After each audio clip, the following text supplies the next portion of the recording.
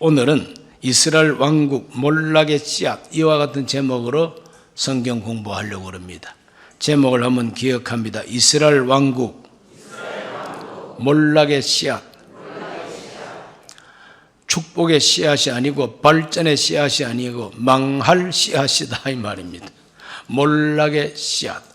우리가 하나님께 복 받는 비결도 꼭 공부해야 되겠지만 망하는 이유도 꼭 공부해서 망하지 말아야만 된다 이 말이죠. 그래서 오늘은 이스라엘 왕국 몰락의 씨앗에 대해서 공부하고자 합니다.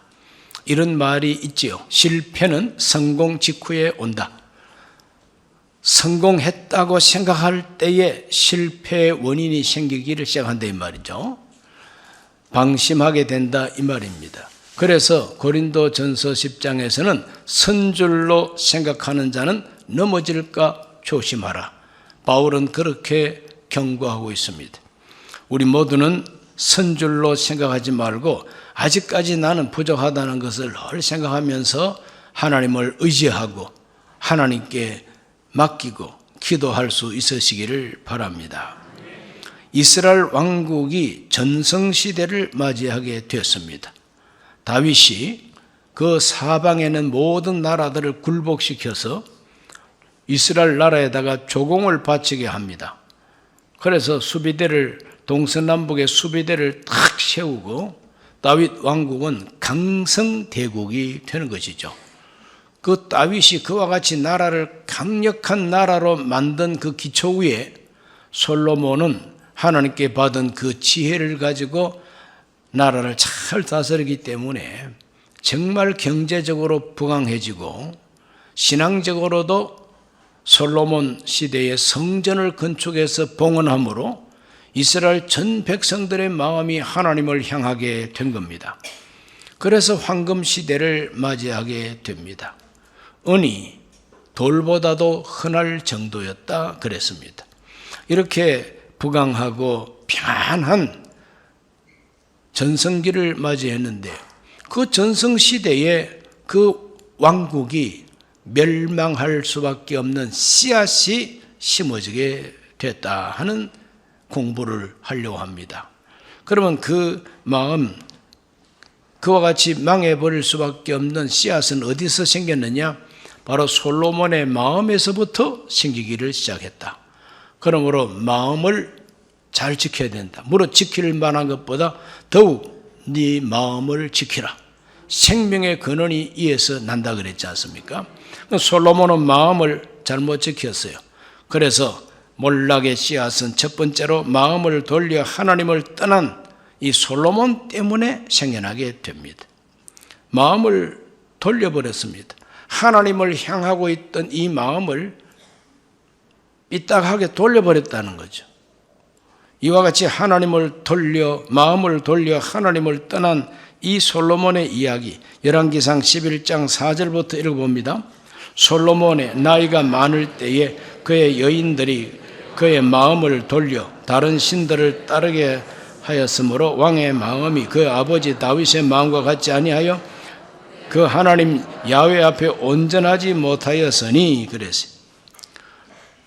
솔로몬 나이 많았을 때라 그랬습니다. 솔로몬 나이가 많아지기 전까지는 아주 명석하고 지혜롭고 신앙 참 좋았습니다.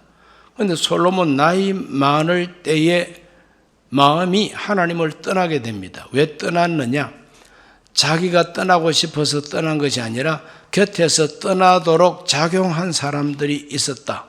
그 사람들이 누구냐 하면은 많은 여자들이라고 성경은 말해주고 있습니다. 후궁이 700명, 첩이 300명, 도합 1000명의 여자들이, 이 1000명의 여자들이 이 솔로몬의 옆구리를 간지르기를 시작하는데 감당할 힘이 없어요. 그 나이가 많은 솔로몬이 그 젊은 그 후궁들이나 그 첩들이 립스틱 짙게 바르고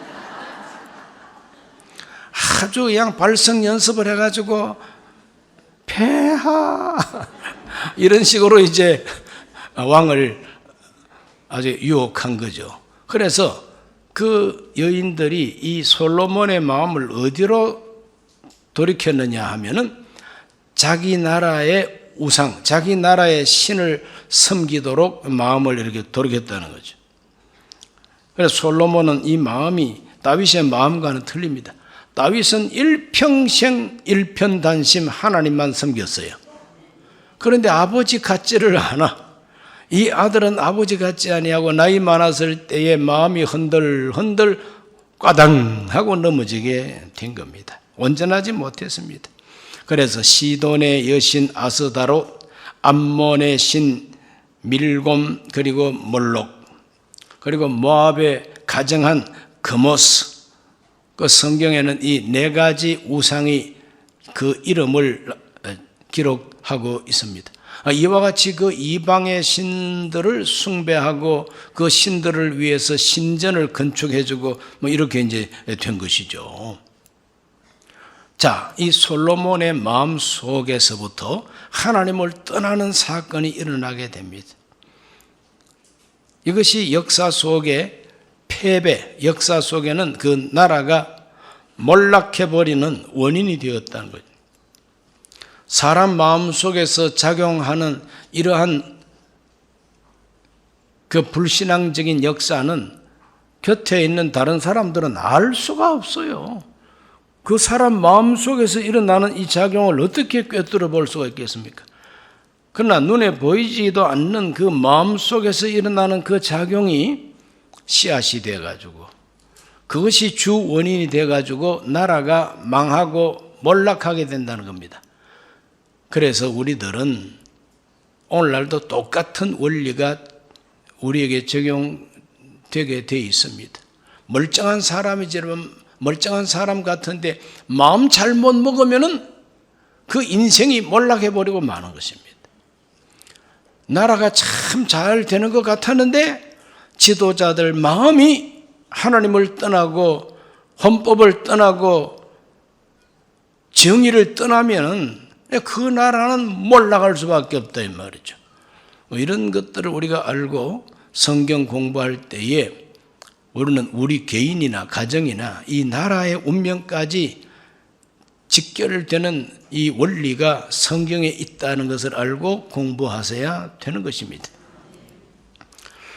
자, 그렇다면 솔로몬 주변에 있었던 이 1000명의 여자들과 같은 이와 같은 여자들이 오늘날 어디에 있습니까? 그것은 실제로 그런 여자들이 있긴 합니다만 그러나 그런 여자들하고 같이 이렇게 놀아나는 일은 거의 이제 없습니다.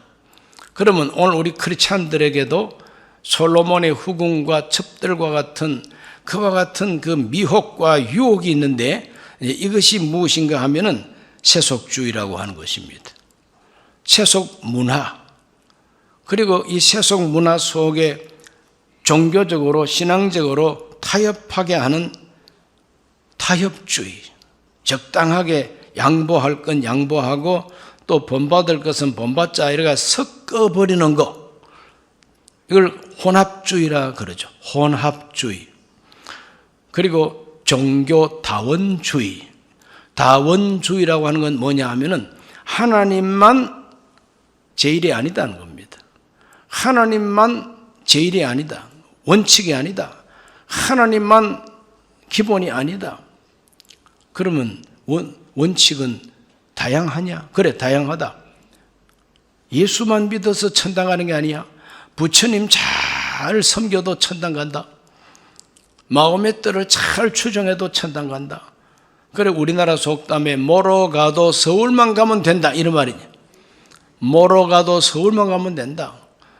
부산에서 출발했는데 경부선 타고 똑바로 올라가도 서울이고 동해바다로 삥 둘러서 강원도 삼척이나 저 강릉에서 왼쪽으로 쭉 내려와도 한양이라.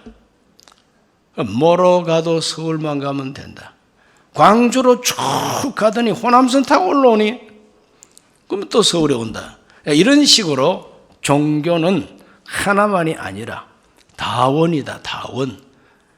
여기도 원칙, 여기도 여러분 원조라는 말 들어봤지 않습니까? 그래 음식점이 뭐 어디가 원조다 원조다 그 원자입니다. 기본이다 이 말이죠. 원칙이다 이 말입니다. 그게 바로 출발점이다 이 말이죠. 그러므로 야훼 하나님만 출발점이 아니라는 거예요. 그 다양한 종교가 다 원칙적으로 자기 나름대로의 기본이다 이 말이죠. 그래서 종교다원주의에 빠져버립니다. 이 종교다원주의에 빠지니까 오직 예수만 믿어서 구원받는다고 하는 기독교의 진리를 정면에서 반대하는 것이죠. 그래서 오늘날 솔로몬의 후궁들과 솔로몬의 첩들과 같은 미혹, 유혹, 그리고 타협주의, 이것들은 바로 종교다원주의, 그리고 혼합주의, 세속주의, 이런 것들이 바로 솔로몬의 여인들과 같은 존재들이다 하는 것을 우리가 알고 거기에 빠져들면 안 된다는 것이죠. 마태복음 4장 8절로 11절까지 한번 다 같이 읽어봅니다. 마귀가 또 그를 데리고 지극히 높은 산으로 가서 천하 만국과 그 영광을 보여 이르되 만일 내게 엎드려 경배하면 이 모든 것은 내게 주리라. 이에 예수께서 말씀하시되 사탄아 물러가라. 기록되었으되 주 너의 하나님께 경배하고 다만 그를 섬기라 하였느니라. 이에 마귀는 예수를 떠나고 천사들이 나와서 수종드니라. 종교다원주의의 뿌리가 마귀입니다. 이 마귀가 예수님을 미혹했습니다. 지극히 높은 산으로 가서 천하 만국과 그 영광을 보여줬다. 천하 만국과 그 영광은 정치적인 권리, 권력 이런 겁니다. 그리고 세상의 부귀영화 이런 것들입니다. 이걸 쫙 펼쳐 보여주면서 나한테 절을 하면은 이것을 넘겨주겠다고 미혹하게 되는 것입니다. 이럴 때 예수님께서는 타협하지 않았습니다. 하나님도 섬기고 마귀한테도 절을 하면은 천하 만국과 그 영광을 내게 준다니까. 천하 만국의 권세를 잡고 영광을 누리는 거 얼마나 좋습니까? 예수님은 타협하지 않습니다. 사탄아 물러가라. 주 너의 하나님께 경배하고 다만 그를 섬기라 하였느니라. 이 말은 오직 하나님만 섬기라 했다는 거예요. 하나님 외에 다른 신을 섬기라고 한 적이 없다는 겁니다. 그래서 10계명, 1계명, 2계명이 그거 아닙니까? 나 외에 다른 신을 두지 말지니라. 야훼 하나님, 천지 창조하신 하나님, 그 하나님 말고는 하나님이 없다는 겁니다. 너를 위하여 뭘 새기거나 다듬거나 만들어서 절하지 말라, 우상 숭배하지 말라 그랬어요.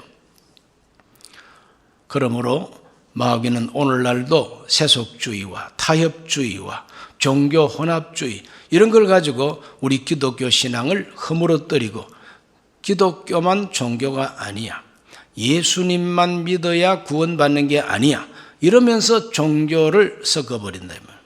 이런 유혹과 미혹이 오늘날도 있습니다. 예수님 앞에 나타나서 나한테 절하면 주겠다고 한 바로 그 마귀가 오늘날도 그런 방법으로 우리를 미혹한다는 거죠. 사도 베드로는 전도할 때 함대 외쳤습니다. 사도행전 4장 12절에서 말합니다. 다른 이로서는 구원을 받을 수 없나니 천하 사람 중에 구원을 받을 만한 다른 이름을 우리에게 주신 일이 없습니다. 다른 이름은 없습니다. 천하 만인 중에서 구원받을 만한 이름은 예수님밖에 없다는 겁니다. 그래서 오직 예수입니다. 예수님만 믿어서 구원을 받는다는 겁니다.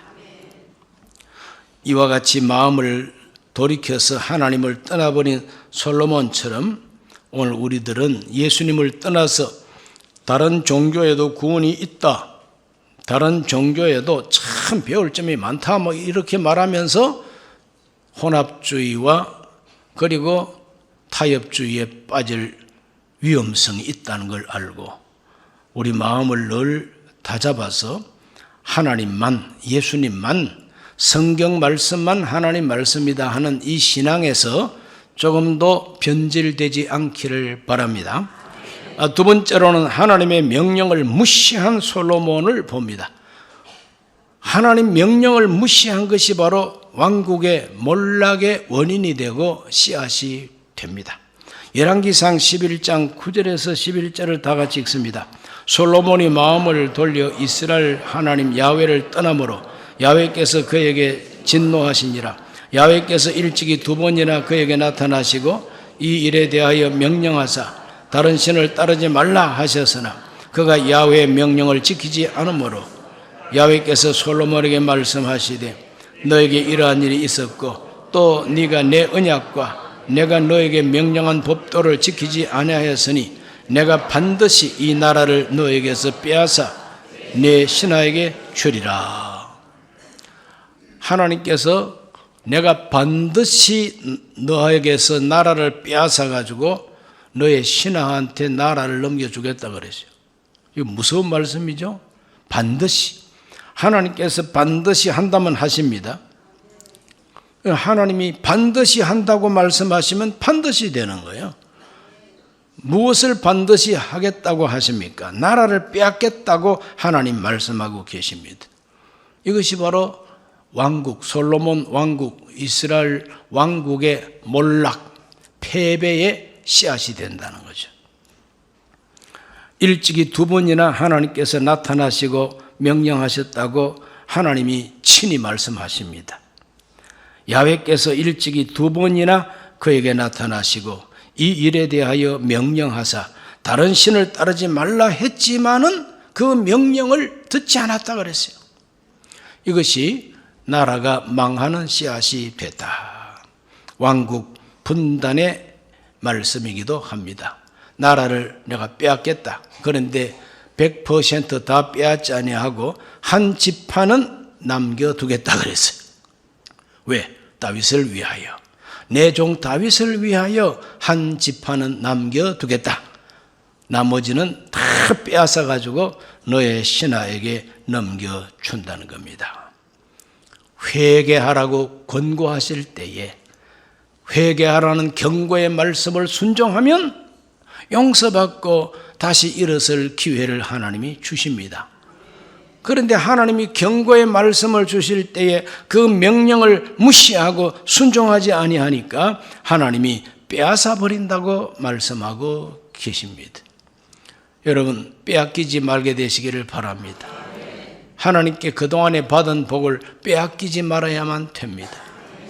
대한민국이 오늘날까지 70년 동안 고생하면서 일구어 놓은 이 나라의 이 부강함을 빼앗겨서는 안 되지 않겠습니까? 그러므로 하나님이 경고하시고 하나님이 명령하실 때에 다윗처럼 회개하면은 다시 하나님께서 기회를 줍니다. 그러나 고집을 부리면서 하나님 명령을 거역하면은 하나님께서 빼앗아 버린다고 말씀하고 있는 겁니다. 하나님은 여러 모양으로 경고합니다. 오늘날 개인에게도 하나님은 경고하시기도 합니다. 나라에 경고하기도 하십니다. 경고하시는 하나님의 책망의 말씀을 듣고 참회해야만 됩니다. 그걸 불순종하면은 하나님께서 빼앗아 버린다고 말씀하고 계신 것입니다. 옛날 니느웨라고 하는 큰 도시가 있었어요. 아시리아의 수도 서울이 니느웨입니다. 그런데 그 니느웨에서 전도한 사람이 요나입니다. 요나가 하룻길을 가면서 하나님 심판한다고 이 성을 하나님이 폐허가 되게 한다고 예언을 했더니 그 소문을 들었던 왕과 귀족들과 일반 백성들, 심지어는 마당에서 왔다 갔다 하는 개들까지 금식했다 그러죠. 그러면서 하나님 앞에 겸손했다 그랬어요. 그래서 하나님께서 니느웨 성을 멸하지 아니하셨다. 그럴 때 이 요나라고 하는 선지자가 화가 났습니다. 하나님, 망한다고 말씀했지 않습니까? 그러면 망해야 되는데 왜 안 망합니까? 원수의 나라가 망하는 꼴을 보고 싶은데 하나님이 용서를 해버렸단 말이죠. 그러니까 요나 선지자가 얼마나 쌤통이 터졌던지 막 하나님을 향해서 막 항의하는 그런 이야기가 요나서에 나옵니다. 하나님은 아무리 이스라엘의 원수 나라라 할지라도 회개하고 돌이키고 하나님의 경고의 말씀을 듣고 금식하니까 하나님이 용서해 주시더라는 거죠. 오늘 예수 믿는 저와 여러분, 우리가 회개하면 하나님은 더욱 우리 편이 되어 주신다는 걸 의심없이 믿게 되시기를 주의 이름으로 축원합니다. 세 번째로, 솔로몬을 대적하는 자들이 발생합니다. 대적하는 자들이 발생합니다. 이 대적하는 자들이 왜 발생했느냐? 하나님이 그 나라를 빼앗으려면은 하나님이 직접 내려와 가지고 빼앗지 않습니다. 그 나라를 빼앗고 그 나라를 망하게 하고 그 나라를 괴롭히는 대적들을 하나님이 허용하시고 이렇게 세운다는 거죠. 그래서 악한 자도 하나님이 적당한 때에 쓰신다고 성경은 말합니다. 따라합시다. 악한 자도 적당한 때에 쓰시는 하나님. 그러므로 우리 인간들은 단순한 마음 가지고 이 세계 역사가 돌아가는 걸 해석도 못하고 이해도 잘 안 됩니다. 사람보다 훨씬 더 지혜와 멀리 내다보는 눈을 가지신 하나님께서 악한 자도 악한 날에 적당하게 쓰신다고 그랬어요. 자, 하나님께서 솔로몬을 대적하는 대적들이 일어나게 하셨습니다. 남쪽으로는 에돔 왕손 하맛이라고 하는 사람이 솔로몬의 대적이 됩니다. 11장 14절을 읽어봅니다. 야훼께서 에돔 사람 하닷을 일으켜 솔로몬의 대적이 되게 하시니 그는 왕의 자손으로서 에돔에 거하였더라. 에돔 왕의 자손, 왕족이란 말입니다. 그동안에는 다윗에게 눌려 살고 솔로몬에게 눌려 살았지만 이제는 솔로몬 나이 많았을 때에 방탕하니까 하나님이 이 하닷을 불러 일으켜 가지고 야, 네가 솔로몬 옆구리를 찔러버려. 그래서 하나님은 하닷을 사용하게 됩니다. 북쪽으로도 하나님께서 르손이라고 하는 다메섹 왕을 세우게 됩니다. 11장 25절을 다 같이 봅니다.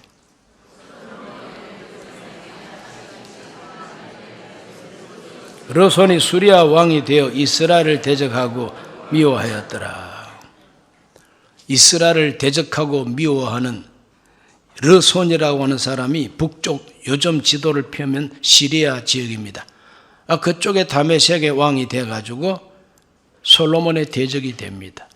일찍이 다윗이 정복하고 다메섹에다가 수비대를 두었다고 성경은 말합니다. 그런데 솔로몬 왕 때에 그거 다 빼앗겨버리고 맙니다. 남쪽은 에돔한테 뺏기고 북쪽은 저 다메섹한테 뺏깁니다. 그냥 동쪽으로는 모압과 암몬 자손들에게 빼앗깁니다. 참 비참하죠. 내부적으로는 여로보암이라고 하는 사람이 혁명 일으키게 됩니다. 11장 26절을 다 같이 봅니다. 솔로몬의 신하 느밧의 아들 여로보암이 또한 손을 들어 왕을 대적하였으니 그는 에브라임 족속인 스레다 사람이요 그의 어머니의 이름은 스르아니니 과부더라. 여로보암이라는 사람이 아주 출중한 사람입니다. 그래 솔로몬이 공사를 일으켜서 토목 공사를 하고 할 때에 거기에 반장, 요즘 말로 말하면 노조 반장, 민주노총 반장 정도 되는 사람이 여로보암이었어요. 솔로몬 죽고 난 다음에 솔로몬 아들 르호보암이 왕이 되었을 때에 데모를 일으키고 구테타를 일으키고 그래서 나라가 두 쪽 나버리고 마는 것이죠. 하나님이 예언하신 대로 만들어버리고 말았습니다. 열왕기상 11장 30절에서 33절 다 같이 봅니다. 아히야가 자기가 입은 새 옷을 잡아 12조각으로 찢고 여로보암에게 이르되 너는 10조각을 가지라. 이스라엘 하나님 야훼의 말씀이 내가 이 나라를 솔로몬의 손에서 찢어 빼앗아 10지파를 너게 주고 오직 내 종 다윗을 위하고 이스라엘 모든 지파 중에서 택한 성읍 예루살렘을 위하여 한 지파를 솔로몬에게 주리니 이는 그들이 나를 버리고 시돈 사람의 여신 아스다롯과 모압의 신 그모스와 암몬 자손의 신 밀곰을 경배하며 그의 아버지 다윗이 행함 같지 아니하며 내 길로 행하지 아니하며 나 보기에 정직한 일과 내 법도와 내 율례를 행하지 아니함이니라. 하나님께서 아히야라고 하는 선지자를 보내가지고 새 옷을 입고 가가지고 그 여로보암을 만났을 때 그 새 옷을 벗어가지고 12조각으로 옷을 찢습니다. 새 옷을 빡빡 찢어요. 그러니 여로보암이 깜짝 놀라면서 아니 왜 새 옷을 찢습니까? 그랬더니 하나님께서 이스라엘을 12조각으로 찢어가지고 당신한테 10지파를 준다고 했다고. 그래 애언을 할 때 말로만 애언하지 아니하고 새 옷을 찢어가지고 10조각을 주면서 하나님이 당신한테 10지파 맡긴다고 애언을 하게 됩니다. 그 애언대로 솔로몬이 죽고 난 다음에 나라가 분열되게 되는 것이죠. 열왕기상 11장 40절 말씀, 열왕기상 11장 40절 말씀 읽어봅니다. 이러므로 솔로몬이 여로보암을 죽이려 하며 여로보암이 일어나 애굽으로 도망하여 애굽 왕 시삭에게 이르러 솔로몬이 죽기까지 애굽에 있으니라 그랬어요. 그러므로 솔로몬이 그 소식을 듣고 선지자가 옷 찢어가지고 여로보암한테 맡겼다고 하니까 이놈 잡아라. 그런데 애굽으로 도피를 해가지고 망명객이 돼가지고 솔로몬 죽을 때까지 애굽에 피난하고 있다가 솔로몬 죽었다는 소식을 듣고 다시 귀국해가지고 혁명을 일으킨 사람이 여로보암인 것입니다. 왜 하나님이 솔로몬에게 이와 같은 대적들이 일어나게 하셨느냐? 솔로몬 마음이 먼저 하나님을 떠났기 때문입니다. 하나님이 먼저 떠난 게 아니라 솔로몬이 먼저 하나님을 떠났기 때문에 이런 사건이 일어나게 됐다는 것이죠. 그래서 나라가 마침내 몰락하게 될 것입니다. 그리고 오늘은 솔로몬 왕국이, 즉 다윗 왕국이 몰락의 길로 내려가는 최초의 씨앗이 바로 솔로몬 마음이 삐뚤어지는 그때부터였다. 이렇게 성경이 우리에게 가르쳐주고 있어요. 이때까지 멀쩡했는데 오늘 갑자기 마음이 삐뚤어져서 그때부터 그 사람은 몰락의 길로 내려가게 된다 이거죠. 한 사람도 마음이 삐뚤어져서 하나님을 떠나지 않게 되시기를 바랍니다. 하나님이 주신 축복을 다 하나님이 빼앗아 가지고 던져버리는 이런 일이 없어야 되지 않겠습니까? 그러므로 자기 마음을 늘 살펴야 됩니다. 지금 내 마음이 어디에 집중되고 있느냐? 후궁 700, 첩이 300. 그래 후궁이나 첩한테 마음 뺏기고 있느냐? 그러면 틀림없이 몰락합니다. 그러므로 오늘 우리들은 오로지 주만 바라봐야 될 줄로 믿습니다. 오직 주만 바라봅니다. 일편단심 주님을 섬기고 그 말씀에 귀를 기울여야 되는 거죠. 혹시 내가 실수하고 잘못하고 있을 때 나는 모르게 내가 잘못할 때 하나님이 경고하시고 하나님이 책망하시고 그럴 때에 다윗처럼 회개해야 된다 말이죠. 솔로몬처럼 고집 피우면 안 되는 겁니다. 그러므로 내 주변에 자꾸 나를 대적하는 사람이 막 일어나면 그 대적만 보고 미워하지 말고 왜 나한테 이런 대적이 자꾸 일어나는가를 생각하고 내가 혹시 하나님의 대적이 되어 있지 않느냐? 내가 하나님을 대적하니까 하나님이 나를 대적하는 사람을 붙여서 깨달으라고 하시는 게 아니냐? 이렇게 우리가 생각해야 된다는 거죠. 이것을 오늘 공부했습니다. 기도합니다. 살아계신 아버지 하나님, 이스라엘 왕국이 몰락의 길을 걷기 시작한 최초의 그 원인, 그 씨앗을 오늘 공부했습니다. 솔로몬 마음이 하나님을 떠나면서부터 시작된 이 몰락의 역사, 오늘 우리 모두가 깊이 마음속에 새기게 하여 주옵시고 자기를 살피게 해 주옵소서. 예수님 이름으로 기도하옵나이다. 아멘.